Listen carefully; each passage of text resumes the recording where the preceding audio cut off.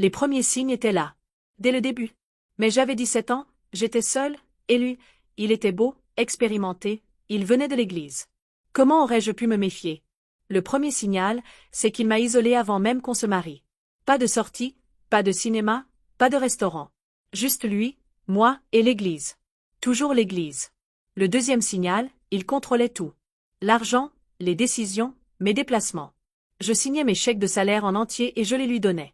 Je ne voyais jamais un centime. Le troisième signal, sa haine de ma mère. Il ne supportait pas qu'elle existe.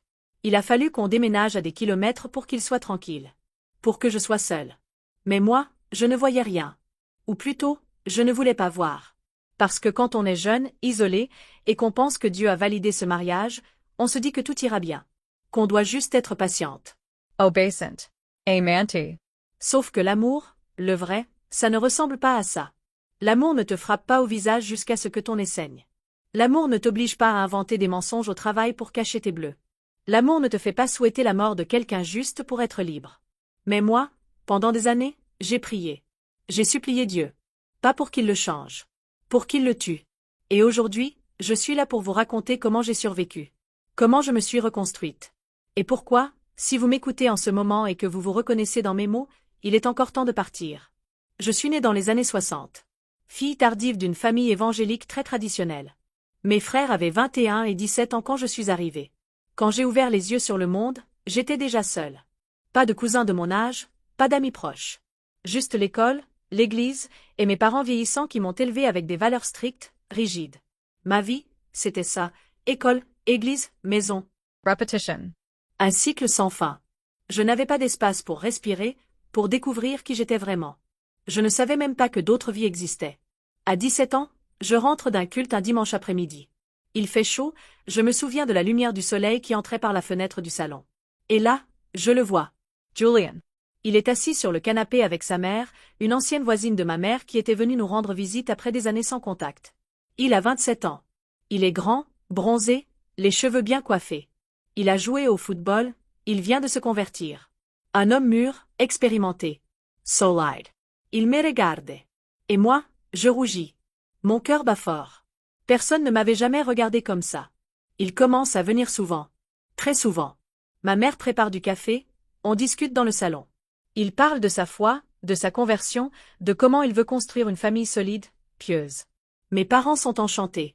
Un bon garçon, disent-ils. Un homme de Dieu. Jusqu'à ce qu'un jour, il me demande en couple. Dans notre église, il y a un rituel. On ne se met pas en couple comme ça, on demande d'abord la confirmation de Dieu. Il faut prier, chercher un signe. J'ai prié pendant des semaines. J'ai cherché. Et j'ai cru le trouver. Ce signe. Cette paix intérieure. Ce sentiment que oui, c'était lui. Dieu l'avait mis sur ma route. Mon père l'aimait bien. Ma mère aussi, au début. Mes frères moins, mais ils n'ont rien dit. Le couple a duré 2 ans. 2 longues années où je n'ai jamais quitté la maison. Pas de cinéma, pas de parc, pas de restaurant.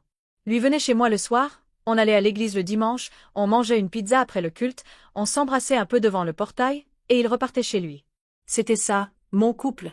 Et moi, je pensais que c'était normal. Je pensais que tous les couples chrétiens fonctionnaient comme ça. Sage. Pure. Control. On s'est mariés quand j'avais 19 ans. Mes parents ont construit une petite maison sur leur terrain pour nous. Salon, chambre, cuisine. Tout était propre, soigneusement arrangé. Des rideaux blancs, des meubles simples mais neufs. J'étais juste à côté de chez ma mère. À quelques mètres. Je pouvais voir la porte de leur maison depuis ma fenêtre. Ça me rassurait. J'avais fini ma formation pour devenir professeur des écoles, mais je ne travaillais pas encore. Julien s'occupait de tout. Il faisait les courses, il gérait l'argent, il prenait toutes les décisions. Moi, je m'occupais de la maison. Lewa, la pesa, cuisine, nettoya. C'est tout. Je n'avais pas d'amis. Je ne sortais jamais.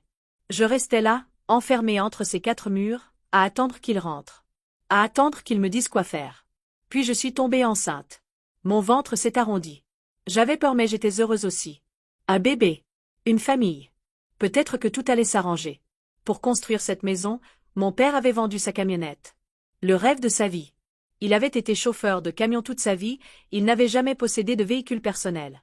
Et quand enfin, après tant d'années, il avait acheté cette camionnette, il l'avait vendue pour nous. Pour moi. Pour que j'aie un toit. Alors ma mère a demandé à Julien de payer un petit loyer symbolique, 50 € par mois, juste pour reconstituer leurs économies. Rien d'énorme.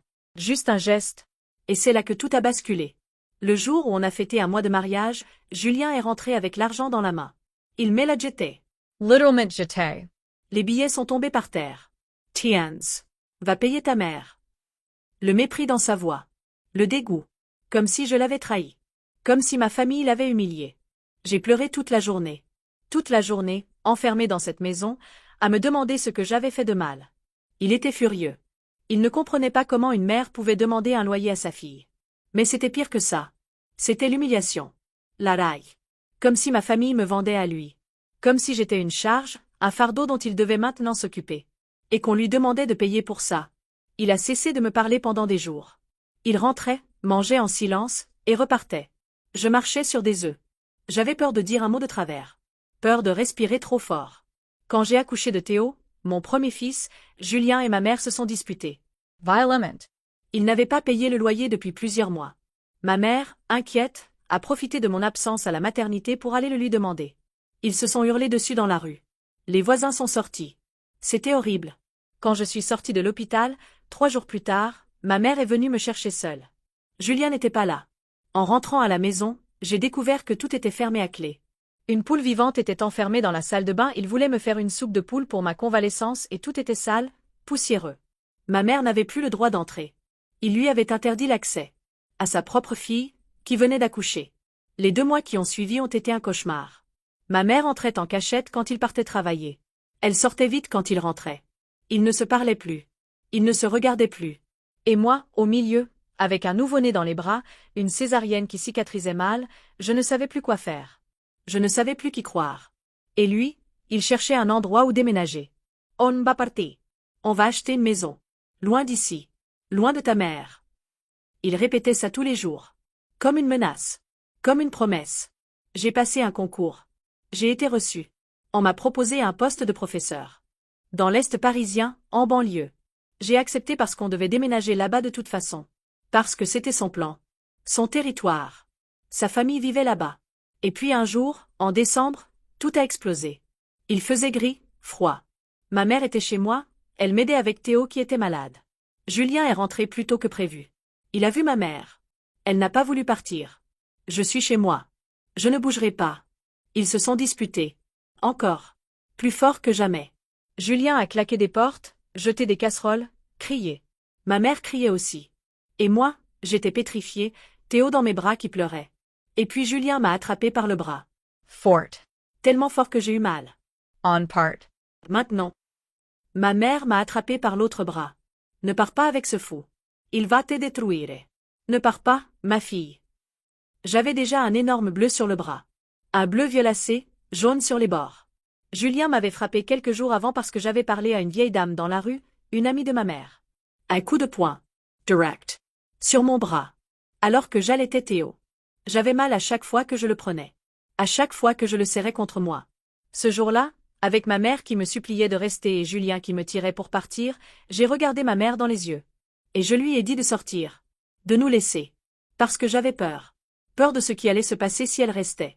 Julien est revenu 1 heure plus tard avec 2 camionnettes. On a tout mis dedans.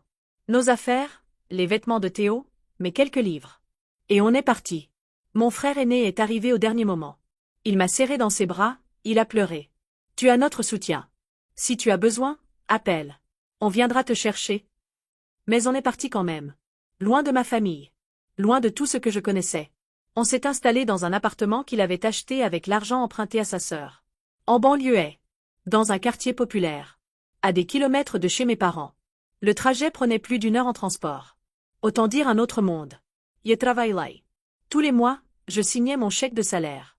En entier. Et je le lui donnais. C'est pour rembourser ma sœur. Tu comprends, on doit rembourser. Je ne voyais jamais d'argent. Jamais.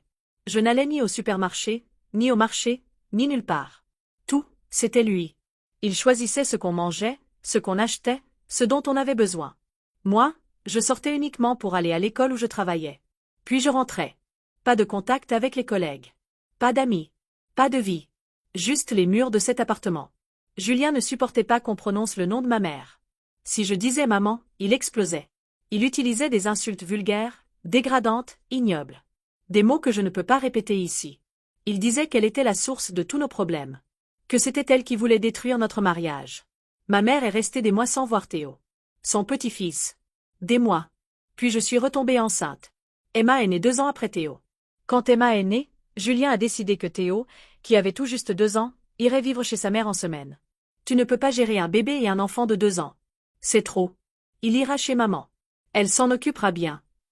Et c'est comme ça que j'ai perdu mon fils. Mon petit garçon. Il partait le lundi matin. Il revenait le vendredi soir. Et entre-temps, il oubliait qui j'étais. Théo ne me connaissait plus. Il ne voulait que son père. Quand j'essayais de le câliner, il me repoussait. Quand je lui parlais, il regardait ailleurs. Moi, j'étais juste la femme de ménage. La cuisiniere. Rien de plus. Le lien était brisé. Complètement brisé. Et ça, c'est une douleur que je ne peux même pas décrire. Perdre son enfant alors qu'il est vivant, juste là, mais qu'il ne vous reconnaît plus comme sa mère. Julien a commencé à boire. De plus en plus. Tous les soirs. Il rentrait, il buvait. Et quand il buvait, il me frappait. Sans raison. Pour rien. Parce que j'avais parlé à une voisine.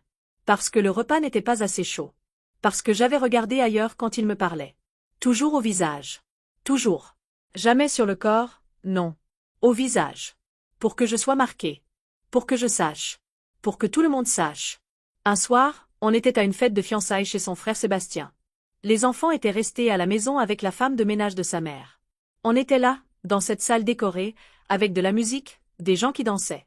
Et là, j'ai vu Julien parler avec une fille. La soeur de la fiancée. Elle était jeune, jolie, elle riait.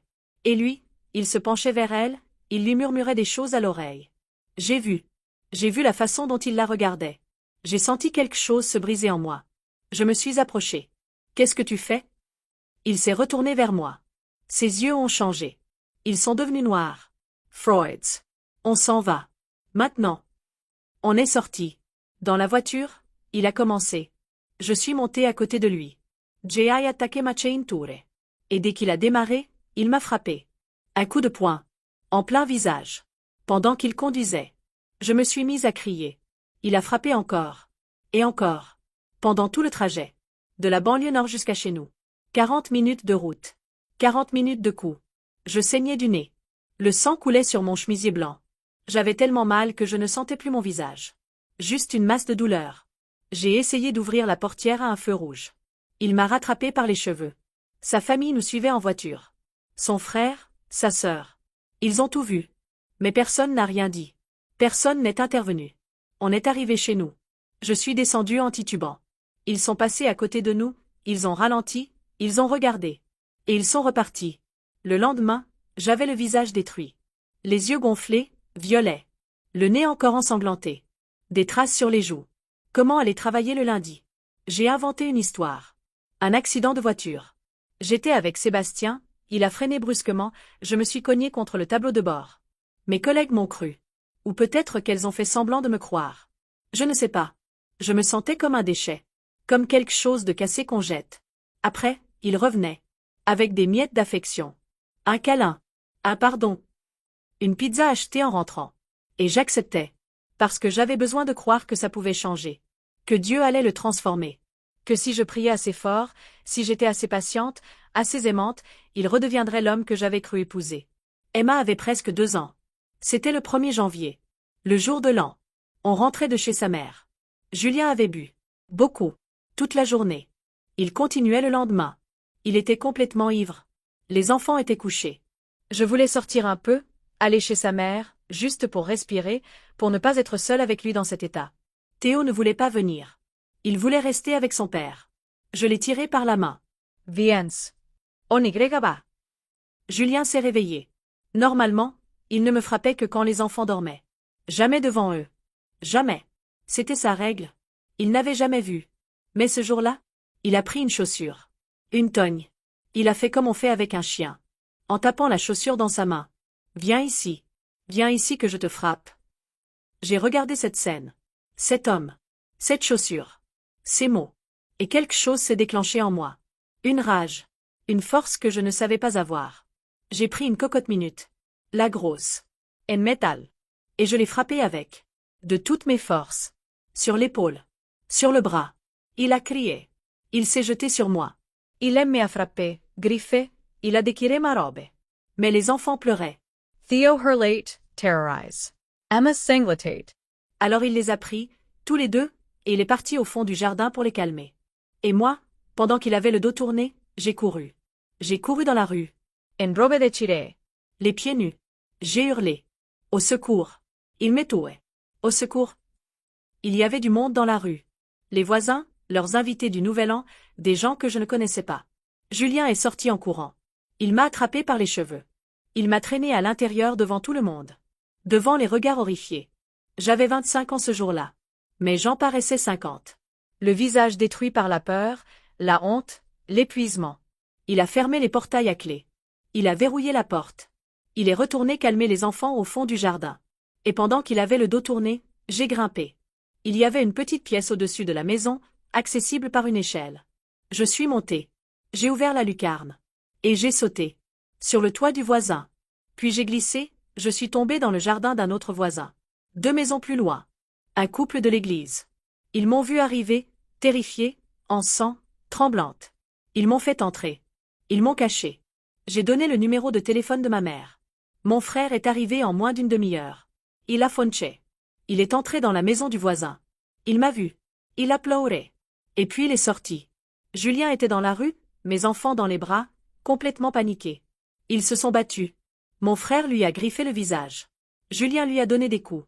Les voisins ont essayé de les séparer. Et mon frère m'a sorti de là. Il m'a mise dans sa voiture. Et on est parti. Pour la première fois depuis des années, j'étais libre. Mon frère m'a emmené au commissariat. On est arrivé tard dans la soirée. J'avais le visage tuméfié, la robe déchirée. La policière m'a reçu. Elle a été gentille, douce. Elle m'a posé des questions. J'ai raconté. Tout. J'ai porté plainte. Puis elle m'a envoyé à l'hôpital pour un examen médico-légal. Un médecin m'a examiné, photographié, mesuré. Il a regardé mes bleus, mes griffures. Il m'a demandé ce que je faisais dans la vie. Je suis professeur. Il a hoché la tête. Et lui? Chauffeur de taxi. Il m'a regardé droit dans les yeux. C'est pour ça qu'il fait ça. Il veut vous rabaisser. Vous humilier. Parce que vous êtes plus éduqué que lui. Parce qu'il ne supporte pas. Le lendemain, j'ai voulu récupérer mes enfants. Emma avait 2 ans. Elle était encore allaitée. Je l'ai prise. Mais Théo n'a pas voulu venir avec moi. Il s'est accroché à son père. Il a crié. Il pleurait. Non. Je veux rester avec papa. Il ne m'aimait pas. Il n'y avait plus de lien entre nous. J'ai pris Emma. Et je suis parti le cœur brisé. Quelques jours plus tard, j'ai reçu un appel. Un responsable de l'église. Un homme plus âgé, respecté dans la communauté. Madame Dupont, votre mari est venu nous voir. Il dit que vous êtes partie avec vos enfants. Qu'est-ce que c'est que cette histoire? J'ai respiré fort. Et j'ai tout raconté. Les coups. L'isolement. Les années de violence. L'argent qu'il prenait. Le contrôle. Tout. Il y a eu un long silence au bout du fil. Puis il a dit, je vois. C'est difficile. Mais ce n'est pas une raison suffisante pour divorcer, vous comprenez? Le seul motif valable selon les Écritures, c'est l'adultère. Il n'a pas commis d'adultère. Vous devez retourner avec lui. Pour vos enfants. Pour votre famille. Une réunion a été organisée 2 semaines plus tard. Plusieurs anciens de l'Église, tous des hommes. Leurs épouses dans un coin, silencieuses. J'y suis allée avec Emma qui gigotait dans mes bras et mon frère à mes côtés. Julien était là aussi, les yeux baissés, l'air repentant. Ils ont écouté. Julien a parlé le premier. Il a expliqué que j'exagérais. Que oui, il y avait eu des disputes, mais que c'était normal dans un couple. Que j'étais partie en pleine nuit comme une folle. Que j'avais pris les enfants. Que je voulais le détruire. Puis ça a été mon tour. J'ai raconté. Les coups. Le sang. L'isolement. L'argent. Emma qui pleurait pendant tout ce temps parce qu'elle voulait téter. Parce qu'elle portait des culottes en nylon inconfortables que j'avais dû acheter parce que je n'avais jamais d'argent pour rien. Ils ont écouté. Hochaient la tête. Prenaient des notes. Et à la fin, la conclusion a été la même. Vous avez une famille. Des enfants. Ce lien ne se dissout pas comme ça. Il n'a pas péché contre vous selon les Écritures. Vous devez retourner avec lui. Vous devez pardonner. C'est votre devoir de chrétienne, de femme, de mère. Je suis restée 18 jours chez mes parents. Théo a fini par venir aussi, mais dès qu'il voyait son père, il s'accrochait à lui comme un naufragé à une bouée. Il ne voulait pas de moi.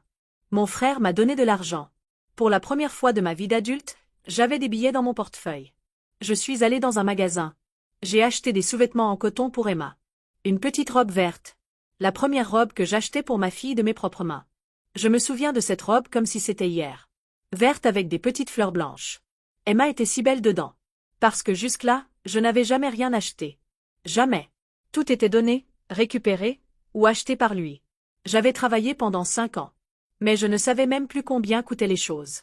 L'inflation était forte à cette époque, les prix changeaient tout le temps, et moi, j'avais perdu la notion de la valeur de l'argent. Complètement. J'avais vécu 5 ans sans voir un centime de mon propre salaire. Et puis, je n'ai pas tenu. Je n'avais pas la force de rester séparée. Pas encore. Mon frère m'a supplié. Si tu retournes avec lui, il va te tuer. Un jour, tu ne ressortiras pas vivante de cette maison. Tu le sais. Mais je suis retournée. Avec des promesses. Encore.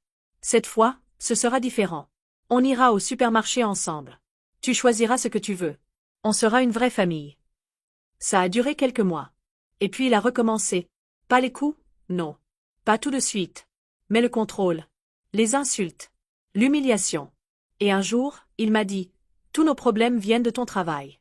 Tu travailles, tu te crois supérieur. Tu veux me dominer. Si tu arrêtais, tout irait mieux. Il m'a poussé. Encore et encore. Jusqu'à ce que je cède. Je suis allée à l'école où je travaillais. Et j'ai démissionné. J'avais un poste de titulaire dans l'éducation nationale. Presque 5 ans d'ancienneté. Un salaire stable. Une carrière. Et j'ai tout abandonné. Parce que pour moi, ça ne changeait rien. Je ne voyais jamais d'argent de toute façon. Mais au fond de moi, quelque chose était en train de germer. Une graine. Minuscule. Une force que je ne savais pas encore nommer. J'ai commencé à aller au téléphone public. Il y en avait un au bout de la rue. J. Tendais que Julien parte. Je prenais mes enfants, on marchait jusqu'au téléphone. Théo et Emma jouaient sur le trottoir pendant que je glissais des pièces dans l'appareil. J. Pelais Magnetze, Léa. Elle étudiait la psychologie. Elle était presque de mon âge, on avait grandi ensemble avant que je déménage. Et elle me disait des choses que personne ne m'avait jamais dites. Il faut que tu reprennes tes études. Tu es intelligente, tu mérites mieux. Va au centre médico-social. Trouve une psychologue. Parle. Tu as le droit d'être heureuse. Ces mots me nourrissaient. J'y pensais la nuit. En faisant la vaisselle. En pliant le linge. Ces mots tournaient dans ma tête comme une prière. Je suis allée au centre de santé. J'ai demandé à voir une psychologue. On m'a donné un rendez-vous. J'y suis allée. Au début, je voulais juste réparer mon mariage. J'avais des questions. Comment faire pour qu'il m'écoute? Comment être une meilleure épouse? Mais dès la première séance, la psychologue m'a arrêtée. Ce n'est pas le mariage qu'il faut réparer. C'est vous. Vous qui avez été détruite. Quand j'ai dit à Julien que je voyais une psy, il a ricané. C'est pour les fous, ça. Tu dois vraiment en avoir besoin. Mais je m'en fichais. Pour la première fois, je m'en fichais de ce qu'il pensait. J'ai commencé à travailler dans son commerce, une petite boutique qu'il avait montée avec sa mère. Et là, j'ai découvert qui il était vraiment. Tout était au nom de sa famille. La maison qu'on habitait, au nom de sa sœur. La voiture, au nom de son frère. Le commerce, au nom de sa mère. Il ne possédait rien. Tout était mensonge. On s'est disputé. Encore.